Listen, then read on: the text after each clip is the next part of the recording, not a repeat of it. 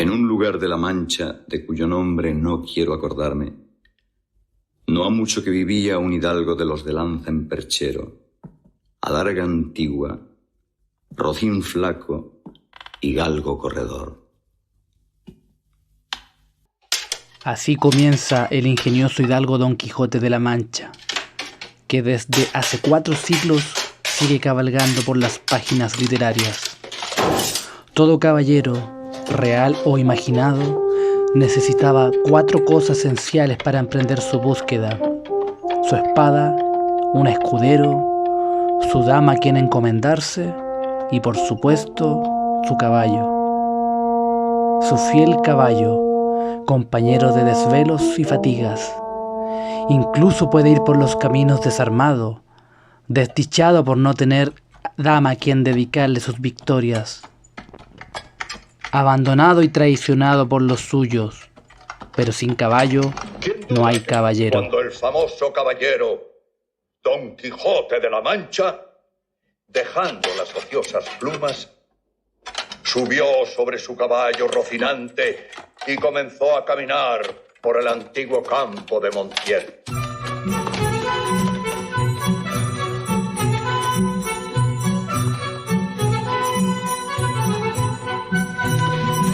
Pero esta historia no comienza hace 4 siglos. Esta historia empieza en el amanecer, en el comienzo, hace 55 millones de años atrás, con el Eohippus, que significa precisamente caballo del amanecer.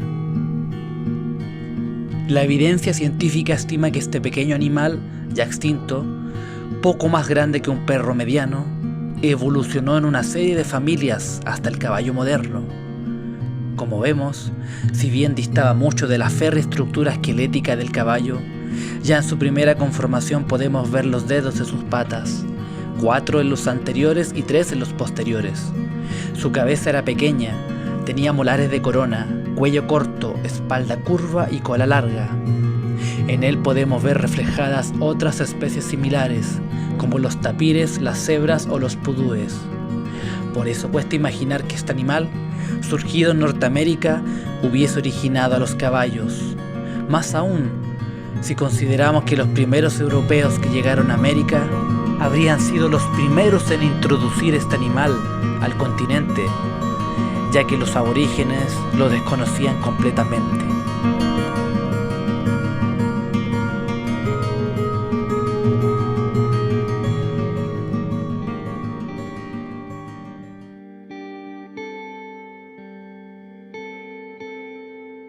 Entonces, ¿qué ocurrió?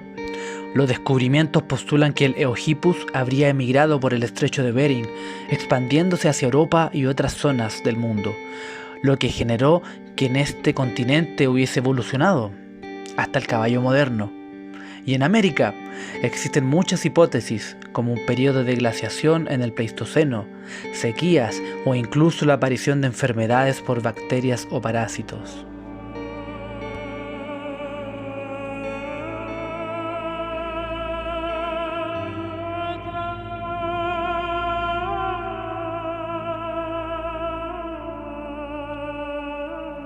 ¿Cómo habrán visto los antiguos hombres al caballo? Es común encontrar en las religiones más arcaicas una fuerte presencia del reino animal, con dioses osos, halcones o elefantes. El hombre, cuando aún no era capaz de domesticar al animal, es decir, cuando aún no era capaz de comprenderlo racionalmente, de darle una forma, de darle un lugar específico en el mundo, le atribuía propiedades mágicas, curativas o sapienciales.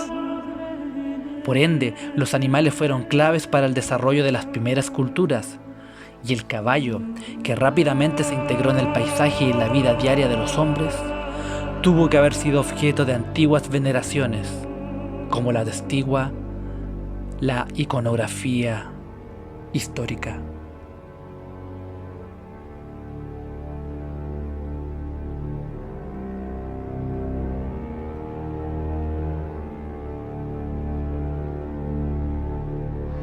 Restos arqueológicos de divinidades equinas que abandonaron el mundo de lo sagrado para amplificarse en el terrenal.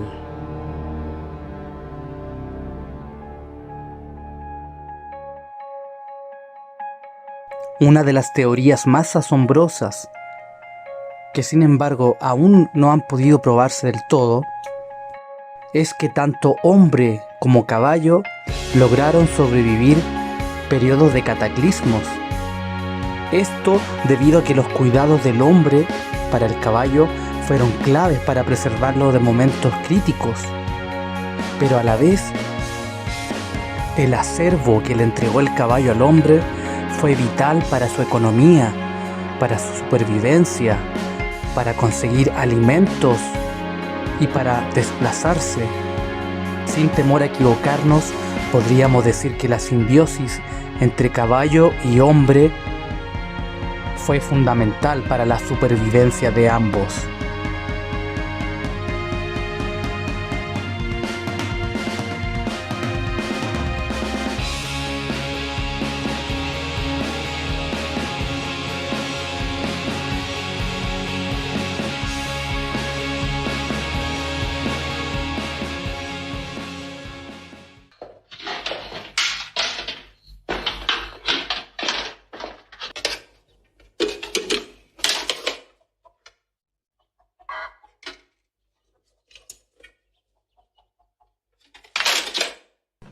Pero volvamos a Don Quijote.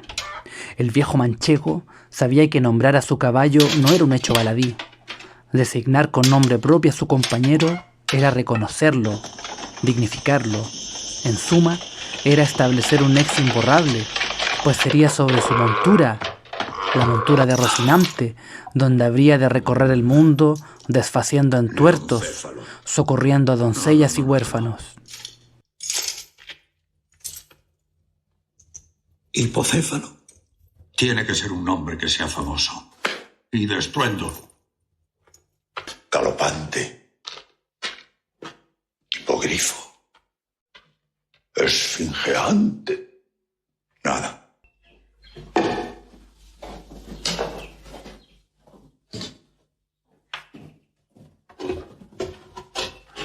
Tú vendrás a llamarte Rocinante, que es un nombre alto, sonoro y significativo.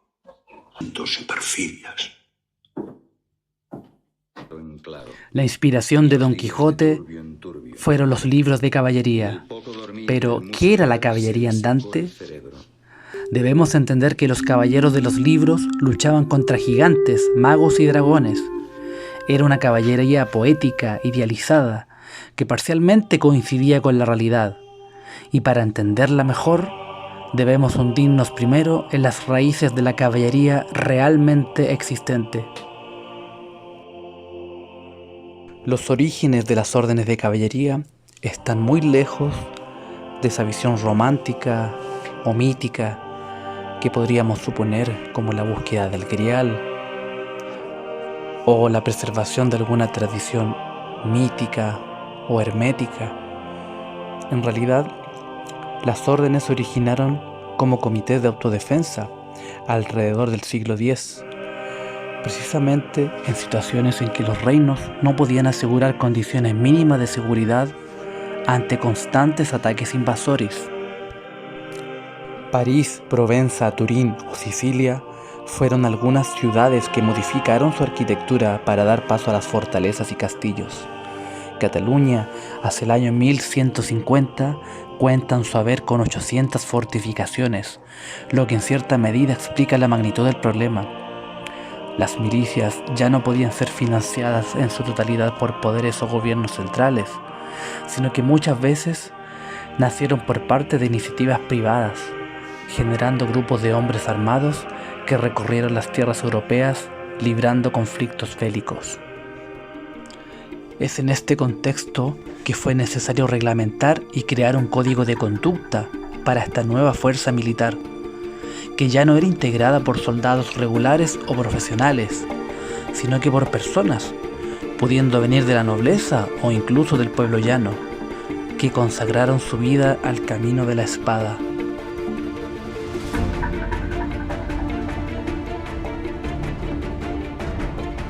Entre los antepasados del caballero medieval podemos encontrar las unidades de jinetes de la antigüedad.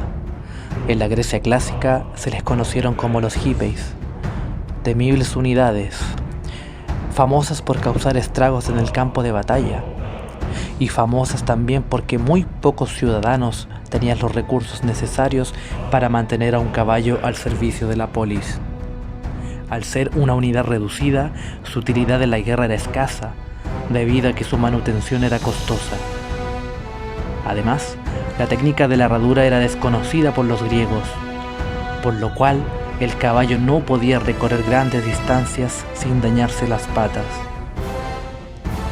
Siglos más tarde aparecen en Roma los equites, clase aristocrática que formaban la guardia personal del rey. Tenían poder de votación y eran importantes en las guerras que se libraban. También se probaban a sí mismos en ritos iniciáticos de tintes deportivos, como el Ludus Troiae o Juego de Troya, donde realizaban pruebas de equitación que bien describiera el poeta Virgilio en su Eneida.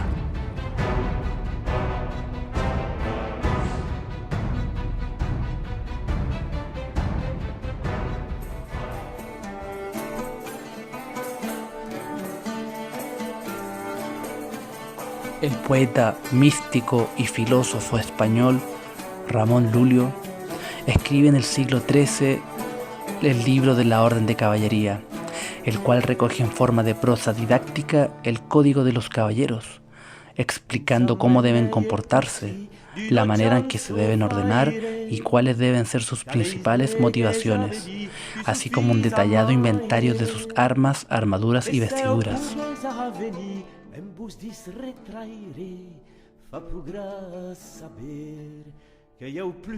Sobre el caballo, no hay otro libro que encumbre tan en alto la dignidad y el valor de este animal de compañía, diciéndonos: se buscó entre todas las bestias la más bella, la más veloz y capaz de soportar mayor trabajo, la más conveniente para servir al hombre. Y como el caballo es el animal más noble y más conveniente para servir al hombre, por eso fue escogido el caballo entre todos los animales y dado al hombre que fue escogido entre 1000 hombres. Y por eso aquel hombre se llama caballero. No es casualidad que el libro de Raimundo Lulio se haya escrito en el siglo XIII. Las órdenes de caballería terminaban de consolidarse tras el fin de las cruzadas, evento en el cual aparecieron órdenes militares religiosas, siendo la Orden del Temple la más conocida en la cultura popular, sin olvidar que hubo otras, como la Orden de San Juan de Jerusalén, la Orden Teutónica o la Orden del Santo Sepulcro. Es así que se clava el cuarto elemento constitutivo de la caballería: la fe religiosa.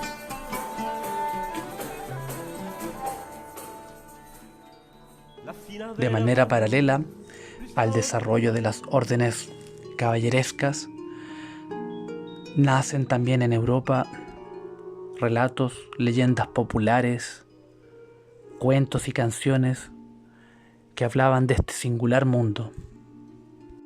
Así podemos mencionar obras fundamentales como el ciclo artúrico, con los caballeros de la mesa redonda, o las leyendas de Tristán e Isolda. En el siglo XII fue el francés Chrétien de Troyes una figura gravitante. Se le puede considerar como uno de los padres del género caballeresco y también un precursor de la novela moderna. Recopiló muchas leyendas celtas y bretonas de fuerte raigambre pagano, en especial el ciclo del rey Arturo. Pero Chrétien no se dedicó a copiar, sino que vertió desde su propia cosecha las doctrinas cristianas. El francés tuvo seguidores en Italia y Portugal, y por supuesto que en España. Ahí se recogió el trabajo de Chrétien. Y es así que en la obra Gran Conquista de Ultramar del siglo XIII aparece el primer caballero de la literatura española, el Caballero del Cisne. A estas obras le siguieron otras de igual importancia, como el libro del Caballero Cifar o Tirante el Blanco, hasta su punto más alto con la aparición de la Amadís de Gaula, libro que no solo reuniría en sí los principales tópicos caballerescos que se desplegarían a lo largo de los siguientes decenios, sino que marcaría la pauta de cómo debía escribirse y confeccionarse una obra caballeresca. Es importante señalar que la autoría de esta obra maestra es difusa. Se sabe que fue firmada por Garci Rodríguez de Montalvo, quien habría sido regidor y armado caballero por los reyes católicos, pero él solo actuó como un refundidor, figura que vendría a ser como una especie de editor que corregía una obra, la compilaba, traducía y reescribía poniendo de su propio arte, para luego presentarla. No se debe olvidar que entre el siglo XV y XVI los métodos de producción eran muy arcaicos, con una imprenta que aún no cumplía un siglo y que anterior a esta nueva industria, la confección de libros, sobre todo los de caballería, fueron hechos a mano, pero en un formato que podríamos denominar de lujo. Eran abultados por su cantidad de páginas, físicamente grandísimos, llegando fácil a los 400 folios.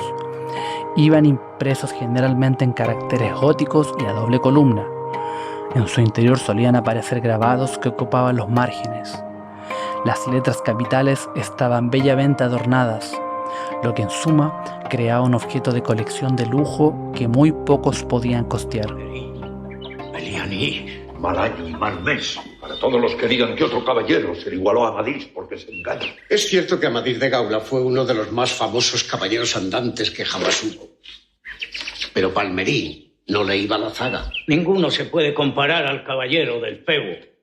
Si a alguno se le compara es don Galaor, que no era caballero tan melindroso ni tan llorón. ¡Mira, Sancho! Contempla lo que tenemos ahí delante. La fortuna va guiando nuestras cosas mejor aún de lo que deseáramos, porque ves allí, amigo, más de 30 desaforados gigantes. Ahora mismo pienso entrar en batalla con ellos. Señor, son molinos. Rocinante es por encima de todo el símbolo del caballo desconocido, de esos miles y millones de animales sin nombre que hicieron posible la supervivencia del hombre. Rocinante no es el caballo bien comido, bien cuidado y ejemplar, capaz de engendrar puras sangres, sino es el que tenía más cuartos que un real y más huesos a la vista que un esqueleto de no probar la cebada. Y sin embargo, ahí está, presente en toda la obra y con tanto más fuerza que los personajes humanos. Porque, ¿cómo habría podido embestir Don Quijote a los molinos de viento sin ir montado en Rocinante? Haberse realizado la estupenda batalla que el gallardo vizcaíno y el valiente manchego sostuvieron en el camino de Puerto Lápice. Existe un momento muy bello en la novela, entre el caballero y caballo, en la que, al verse libre, Don Quijote le dice a Rocinante: «Aún espero en Dios y en su bendita madre, flor y espejo de los caballos, que presto nos hemos de ver los dos cual deseamos. Tú con tu señora a cuestas y yo encima de ti, ejercitando el oficio para que Dios me echó al mundo».